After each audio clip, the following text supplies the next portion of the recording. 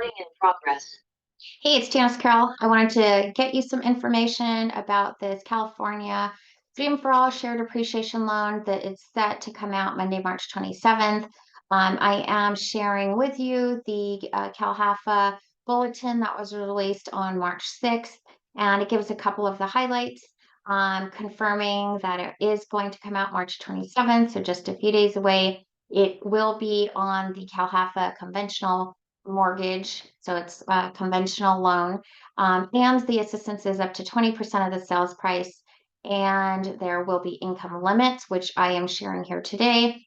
And it says that the minimum combined loan to value is 70%, which means that you can put up to a 30% down payment. So you can use 20% um, to go completely towards the down payment. If you've got additional money, you can add towards this to make the 30% down payment, and then pay your closing costs. If the borrower has minimal money, you can use this in conjunction with a seller credit for closing costs. So you could do 20% towards the down payment and then get a concession to cover the closing costs. If that's not possible, the borrower can use maybe structure it where they're putting a 15% down payment and then maybe using 5% towards the closing costs. And the bottom of page 1, it does talk about the shared appreciation loan terms. There are two things to look for. The first is if the borrower is 80% or above the area median income, then the shared appreciation is 1-to-1. So if the borrower takes out up to the 20%, then they will pay a 20% shared appreciation.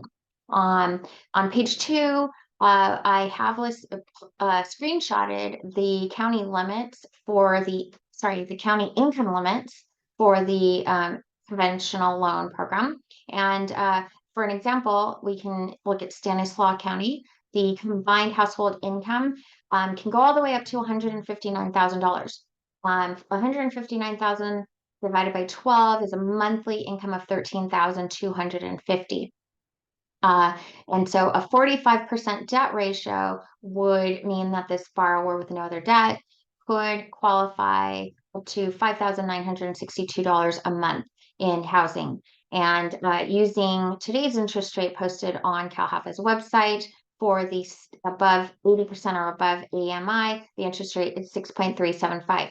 So let's use this as an example. If the purchase price is $525, using the 6.375 interest rate, the total monthly payments would be about $35.28. And then this could probably get zeroed out, but if you use the majority of the money towards the down payment and then the rest of the money used for the closing costs, this would really allow the borrower to not have to come in with very much money. This $35.28 did include mortgage insurance because it wasn't a full 20% down.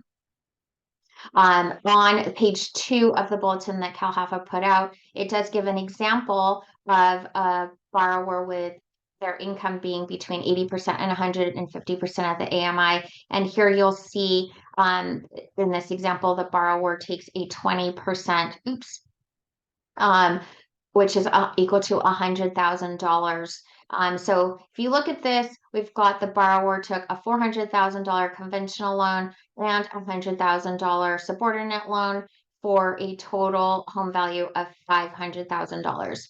5 years later, the home has appreciated to $640,000, and which that is an appreciation of $140,000. So the borrower would be responsible to pay CalHFA back 20%. They would keep 80, which is $112,000, and going to CalHFA would be $28,000. So here it breaks down the initial $100,000 that was borrowed plus the $28,000 in a shared appreciation. Now, if you focus on this is a key because this is what it would break down to. The borrower starts off at $400,000, but over the 5 years, the principal has gone down to $370,000. The house is worth $640,000. You have a loan for $370,000, and then you pay out $128,000 to CalHFA. This leaves you with $142,000, which is $112,000 from the shared appreciation and $30,000 from paying down the loan balance. $142,000, pretty cool, especially since they purchased this home with very little money. And then the second example is if the income is below the 80%, then it's a 0.75 to 1. So they're only going to pay back 15% of the 20 if that's 20% shared appreciation. And finally, page 3 of the bulletin is a shared appreciation cap, which is at 2.5 times the amount that's borrowed. So you'll see here that if they borrowed 100, the maximum they'd ever pay back 2.5 times is 250, which for a total of 350 going back to CalHFA. Again, this program and all of the final qualifying details will be available on Monday, March 27th. But in the meantime, if you have borrowers that are interested or would like to know more information about how much they might qualify for and how they can get pre-approved for this, please have them reach out to me, give them my name and phone number, contact information, or you can reach out to me and have me call them directly.